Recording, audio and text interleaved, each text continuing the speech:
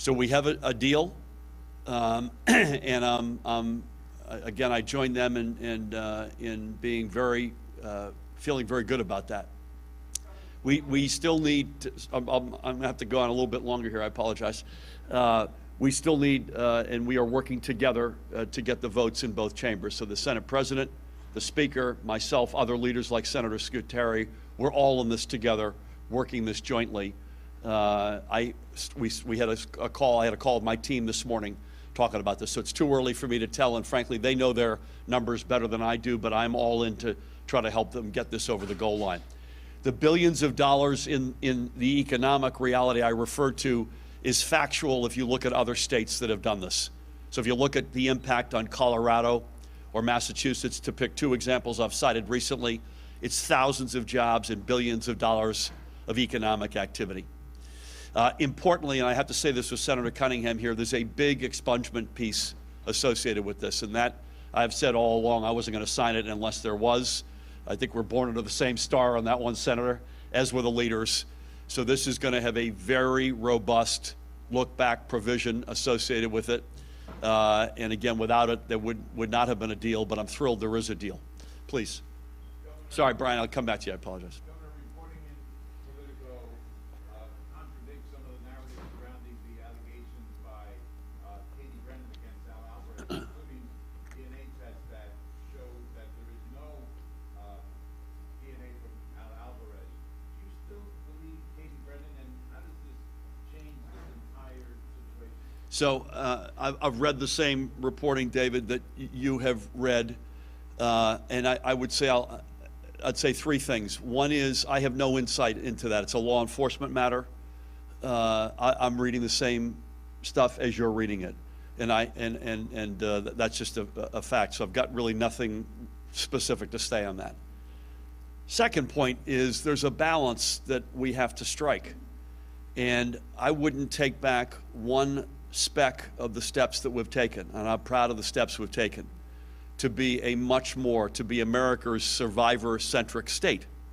And all of the processes that we put in place and have now brought to conclusion stand. And I wouldn't waver with any of them. That was an investigation of exactly what happened with some very specific suggestions by former Justice Venero.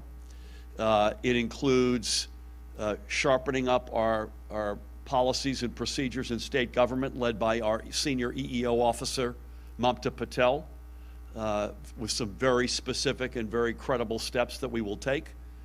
And thirdly, more holistically, and probably more importantly for the state writ large, is the Attorney General's efforts and initiatives to make us, as I mentioned, as a societal matter, the survivor-centric state. If something awful like this happens to you, that this is the place in New Jersey that would stand out, and that is, immediate liaison who you're introduced to. The law enforcement, among other steps, law enforcement has to report an accusation of a sexual assault crime within 24 hours. If a prosecution is not pursued, you are required to know why and get an answer to that. So all of that, I stand by. We must be seen to be, and we must be, in fact, to be a survivor-centric state. But the third piece of this, and this is where the balance comes in, we must respect law enforcement. We must respect the criminal justice process. We cannot allow, as I've said all along, any speck of political interference. So getting that balance right is, I think, the balance that is incumbent upon me as the leader of the state, but all of us, all officials who come near this, elected or otherwise. Being survivor-centric, but respecting our criminal justice system and our law enforcement processes and getting that balance right. What's no evidence of an attack?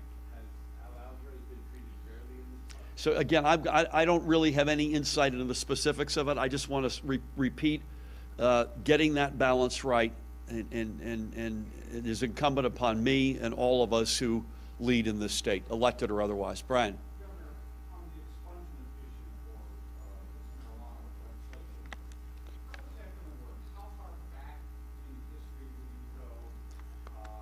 Will the state take the initiative under this proposed law, or will it be up to the Yeah. requested to come forward and ask for expungement. So, And yep. kind of a corollary to that is, what if the initial arrest was, say, for marijuana possession under 1 ounce or whatever you guys said it is, and there was a complementary crime involved, like disorderly conduct,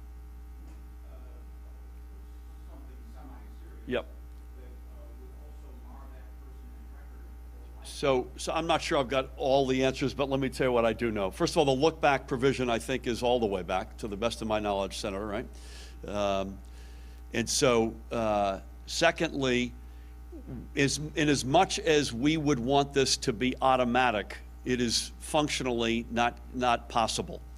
So there are two elements to the expungement, and this is the most important point, I would say. The affirmative expungement, which the individual needs to take action on, and the exact locus of where that will happen and how that's done, online, physical, in person, it will be determined. This law will envision a commission of 5 commissioners, and a lot of this will be very quickly up to them to adjudicate on the details. But there's an actual, I come forward and I request that my record is expunged, but there's also a virtual element to this. Virtual meaning I didn't come forward. In other words, I think all of us would have preferred an automatic, just one day at 1 minute after midnight, everybody's expunged, and that is functionally not possible. So you have sort of an affirmative action the individual has to take, or in the absence of that, a virtual expungement, meaning until that person takes that action, that that crime cannot impair their ability, just as race, gender, religion cannot impair your ability to get a job, to get an education, to get a license, etc. And then that individual would still need to go forward for the actual expungement and take an affirmative action. How that is going to evolve, if you could bear with us, I would appreciate that. Please.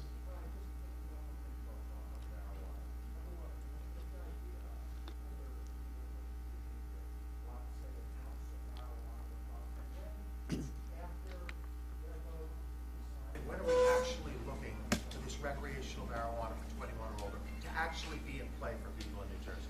So what it will cost, and this is based on what's happened in other states, particularly those states that have had medical regimes before recreational regimes, the amount per ounce tends to drop. So in New Jersey, forgive me, I think it's something in the $400+ at the moment. If you look at history, that suggests it will drop. How much it drops, I don't know. We're trying to look at other states to get some sense of that. But it will drop. It usually drops meaningfully.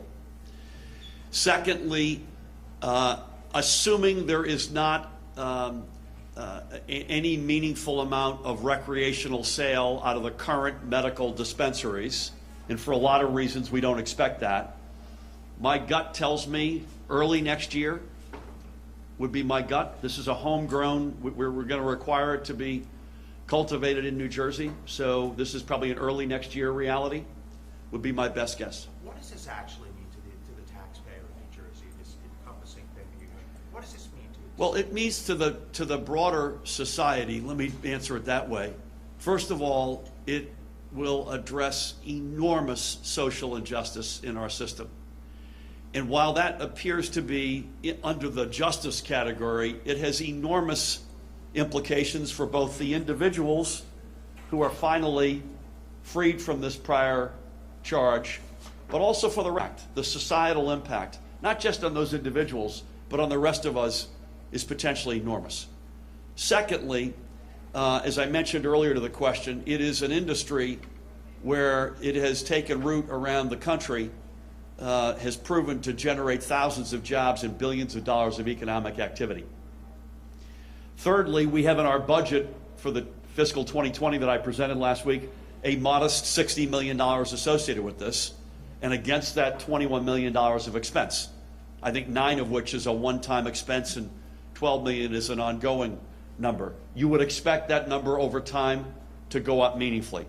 And let me just reiterate something which is, I know has been already referred to, but we have to get the votes now. So the Senate President, the Speaker, myself, their teams, we have to collectively get the votes we need in both the Senate and the Assembly. Hold off 1 second just to see if there's anybody else here. Please. No, I'm not making any subjective assessment. Just to say that the Senate President, the Speaker, their teams, myself and our teams will be working on this jointly. And just, how did you come up with the $43 in air as opposed to percentage? Gone with the Wind is a shorter movie than my answer could be on that. But we think it's a right place to start, and we're comfortable with that number. Governor, just following up on my question on the taxes and on transportation.